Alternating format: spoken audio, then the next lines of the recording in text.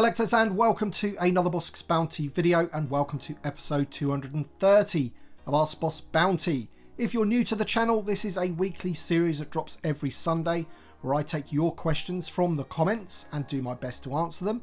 So if you have a question for next week's episode and you want to be featured in the video, be sure to leave your question in the comments section of this video and hopefully you'll be picked for next week. As with every week, we've got lots of great questions to go over this week, but first of all, I just want to say a big thank you to Kevin Johns for becoming my latest member of the channel. If you're interested in becoming a member of the channel, then you can do so through YouTube, or you can join my Patreon, which is patreon.com/BosskBounty. And as always, if you happen to enjoy the video, hit the like button down below, subscribe if you're new.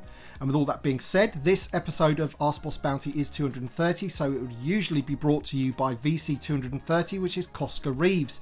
Unfortunately, my version of Koska Reeves must be packed away at this moment in time because I can't find her. So what I've done, I've taken the advice of a long-time subscriber called Lawrence Quint, who said, why don't I mix it up a little bit and go back to some of the older vintage collection figures so long as the numbers kind of match up. So that is exactly what I've done for this episode. I've gone for VC 30 instead of 230. We've gone for Zam Wessel or Wessel. And what a great figure this one is. I do not have a loose version of this one, which is something I would like to track down eventually. But you can see the card back there from Attack of the Clones. We need more figures from Attack of the Clones in general, but she is a great looking figure. You get the head swap and just a really nice release and a good one to have on the wall. So that is VC 30, and that is the sponsor of this week's episode. With all that being said, let's get on to the first question. Stan Van Aar says, cool video, question for next week. How would you feel about a line of world building packs with 9 POA background characters and accessories that we would otherwise never get? They'd have elbows and knees so they can sit and hold a drink, but not be full on super articulated, so the tooling costs would be way lower for Hasbro. So for example, Cantina 3 packs with characters like Yerka Mig and some other characters that I can't pronounce right now, or a Yavin 4 pack with Jan Dodona and Bob Hudsall plus tactical screens, or some of the Home 1 Briefing Room Rebels, stuff like that. So I'm going to repeat my standing on this, which hasn't really changed, in that it really is a character by character basis. So for example, a Imperial Dignitary that just stands next to the Emperor and Darth Vader on the Death Star 2 does not need, you know, super articulation necessarily. They don't need to be like a Jedi or a Trooper or anything like that, because essentially they just stand there, political figures, that kind of thing. They don't really need full-on articulation. Figures that do need full articulation, like many that you can see on the table right now, are a must. And the only thing that I'd worry about your suggestion would be you have to keep it vintage collection. You know, vintage collection is of a certain standard, so paint applications have to be right up there. They can't be dumbed down whatsoever. And I would just be very, very careful about what we ask for there. But I understand what the question's about, because essentially we want them to give us more figures. We want them to give us figures that, you know, perhaps they're not going to be spending a whole bunch of money on for the tooling costs and things like that.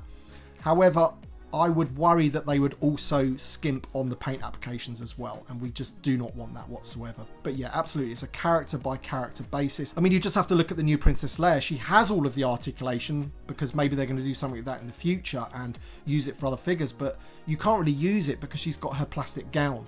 So maybe that figure, just for that version of it, wouldn't have needed, you know, full articulation like you say. But I'm glad they've done it, because essentially they can use those parts for other things. But yeah, I would be a little bit careful of what we ask for there. In a word, I wouldn't really want them to skimp on articulation. I wouldn't want it to become like TVC light, if you understand what I'm saying. But, you know, it's an idea nonetheless. Anonymous Apotamus says, howdy Bossk, I hope you're doing well and great video as always. Question for next week, if you could pick any 3.75 vehicle from any line for Hasbro to re-release in TVC, what vehicle would you pick and why? Do you know what first came to mind was the Darth Vader's TIE Fighter, but I don't want them to re-release that. I want them to do an all-new one of those. So if you're just talking about a straight re-release, there's two that come to mind. First one is the Legacy AT-AT.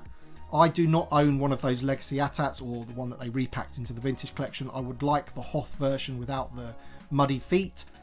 That is something that I really need in my collection that I've been on the lookout for ages now. So I would really like one of those. I do worry a little bit about the price, because when they redid the Millennium Falcon it was $400, so I could kind of see the same for the AT-AT.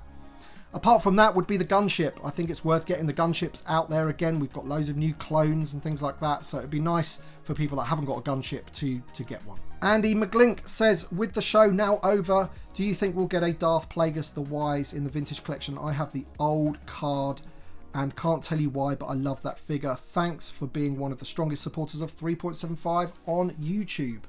So I think this is the one that you're talking about. This is the 3.75 inch Black Series version of Plagueis. It is a very, very strange figure, I've got to say. This is one of those ones that, you know, doesn't have all the articulation. It doesn't have barbell hips or anything like that. It has swivel hips. It's a very, very weird figure. It looks great with the cloak and everything, and he's got that mouthpiece that can be removable.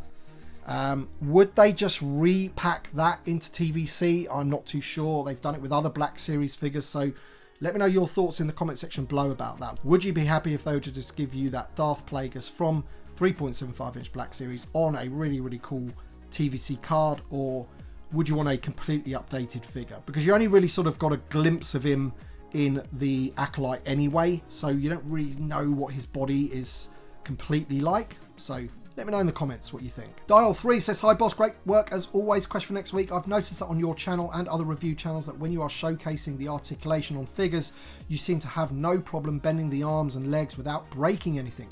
Have you ever accidentally broken a figure?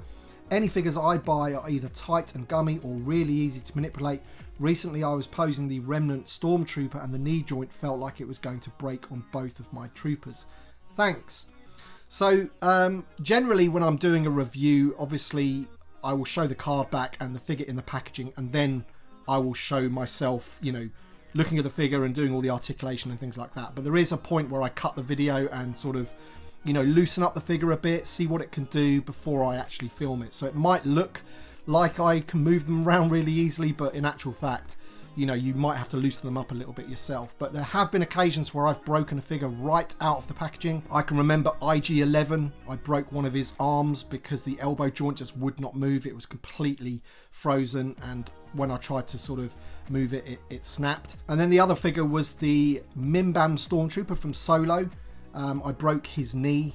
It just snapped. Basically, it was, you know, again, completely frozen, and it just would not budge, and I snapped it. And that seems to be the same mold as the Remnant Stormtrooper that you're having problems with. So, and again, these guys as well, I guess, you know, with those small pins, sometimes, you know, you just need to be really careful before you sort of go bending them around too much. Lantian99 says, questions, which 3.75 character stands do you use? Okay, so there is a few that I've used in the past. So I've got these silver ones here that these actually come with figures over the years. And then I've got some bootleg versions of those in black from eBay. Then I've got these clear ones called Star Stands. I'll leave a link to these in the description below so you can, you know, get yourself some. There's round ones or rectangular ones. And then for any figure that has the shallow peg holes, which are quite a lot these days, then I use these ones that I got from Ian Butler 3D.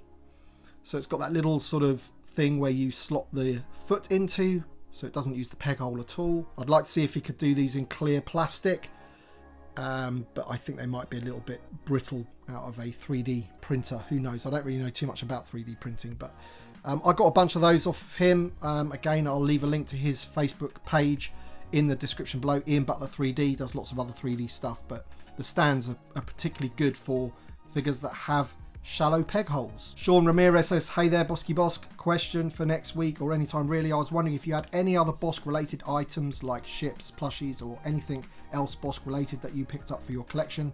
And one quick last question is, what's the most up-to-date version of Bossk? I have one with old articulation from I think the Saga series, but would love one with better articulation. Thanks, love the channel and videos, and that you added the sponsored figure to the videos. Keep up the great work and can't wait for the next video.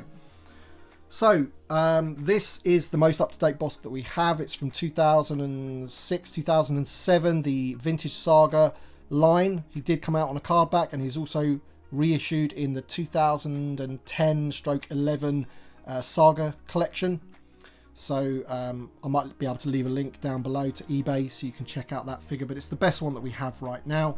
And to show you a few other bits of my Bossk collection, I'm going to have to go handheld. Alright, so in terms of other things that I have in my Bossk collection, I don't want to show too much off because essentially I'm trying to save all of this for my room tour, which is well overdue.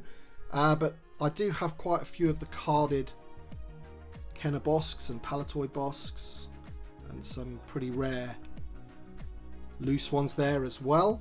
So we have those. And then in another one of my cabinets, I have some pretty sort of random stuff here. Customs and bootlegs, other versions of Bossk, and then down here, got a custom Lego Brickhead, and again, just some other Bossk stuff going on. Lots of random stuff, Hot Wheels, things like that. And then over here, very quickly, I've got my big Bossk mask and some other little bits and pieces. And while we're on the subject of bounty hunters, Margaret Wood says, what is the absolute best version of the big bad of the bounty hunter posse Bossk and his runner-ups, Forlom and Zuckuss, and do they stand up to their 6-inch Black Series archive counterparts?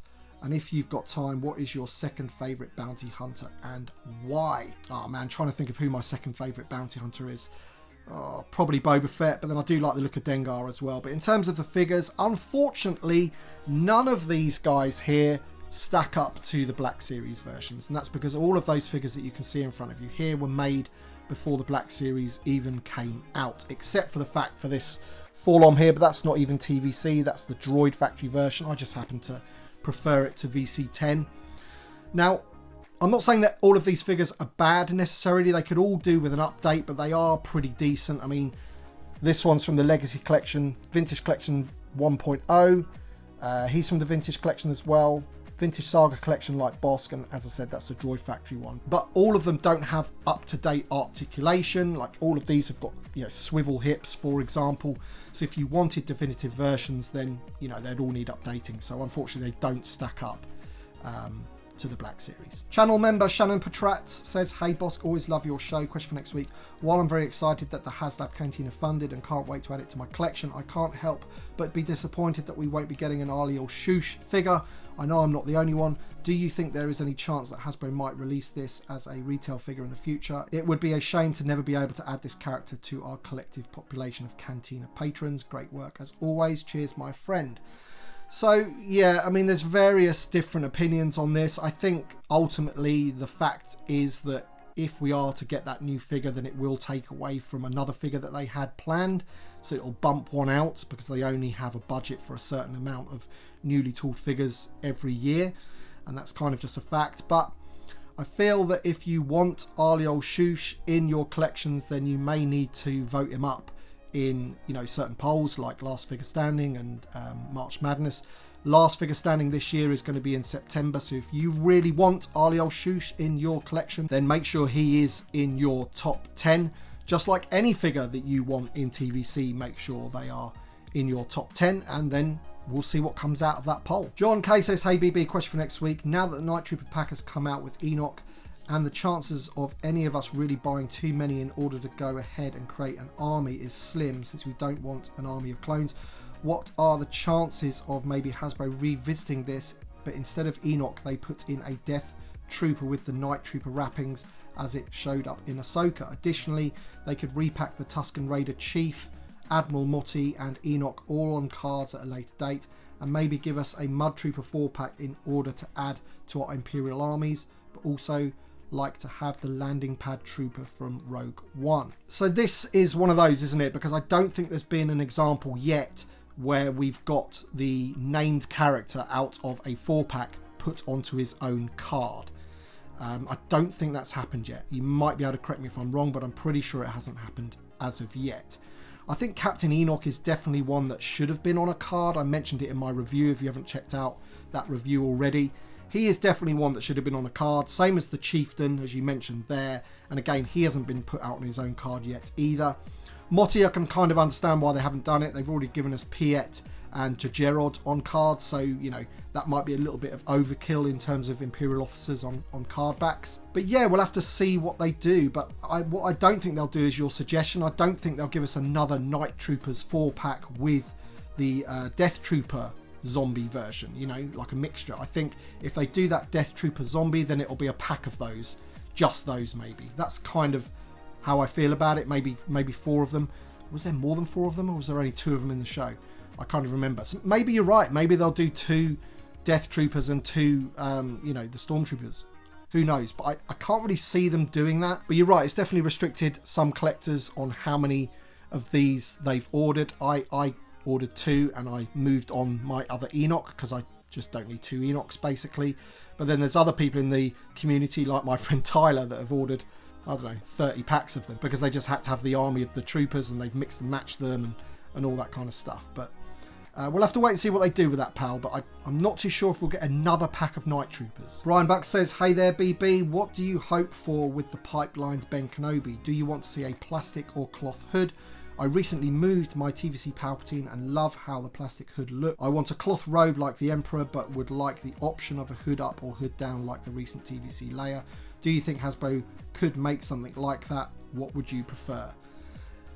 This is a difficult one, man, because I think if they get soft goods right with Jedi robes, then they look great. The one on the new Jedi Master Soul is really, really good. The version we had with the Legacy Collection, Obi-Wan Kenobi, which I don't have to hand right now, but I'll bring him up on screen, is a little bit baggy. It's a little bit oversized, but they have shown in recent times that they can do it correctly. You just have to look at the robe that came with the Vintage Collection Luke Skywalker from Return of the Jedi. Absolutely fantastic. I believe the one from The Mandalorian for Luke Skywalker wasn't too bad either. So they can do it, and I hope that they do it. I'm not too sure how I'd feel about a plastic style hood down effect like they did with Leia for Ben Kenobi. I don't know. I just can't picture it, buddy. Channel member Charlie Howard says, hey BB, love these videos. Question for next week. Do you think we'll ever get Marok and the 5th brother, 2nd sister and 4th sister Inquisitors? I really like to have those in TVC. I think the most likely out of any of those is Marok. Basically, the other ones, I don't know, as much as I would love those to be in the Vintage Collection, I feel those ones are probably a long way off.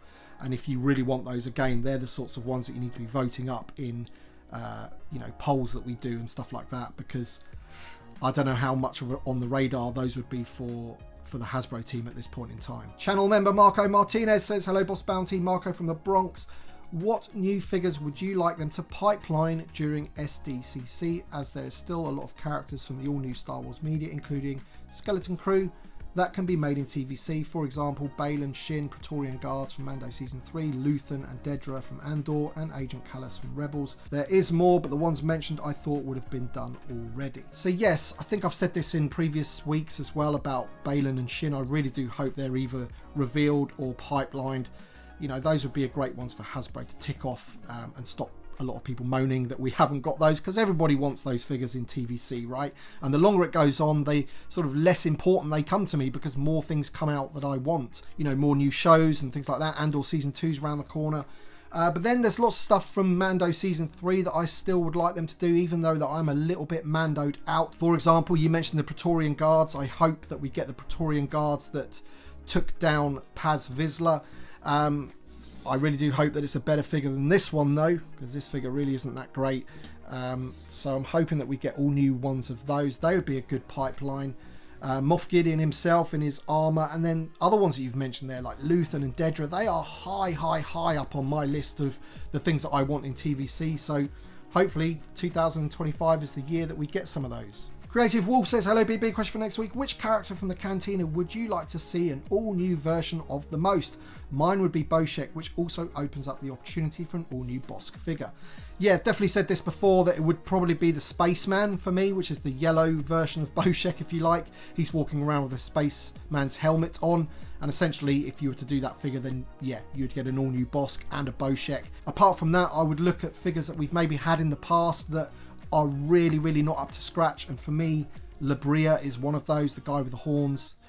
He is a pretty awful figure, goes right back to the Power of the Force days, I think. So that one for me could be updated. All right then guys, that's it for this week's episode. I want to thank everybody for leaving their questions, and please make sure to leave your questions for next week's episode so we can keep this series going. I want to thank everybody for watching, and thank you to my Patreon supporters and channel members for supporting the channel in the way that you do. It is very much appreciated.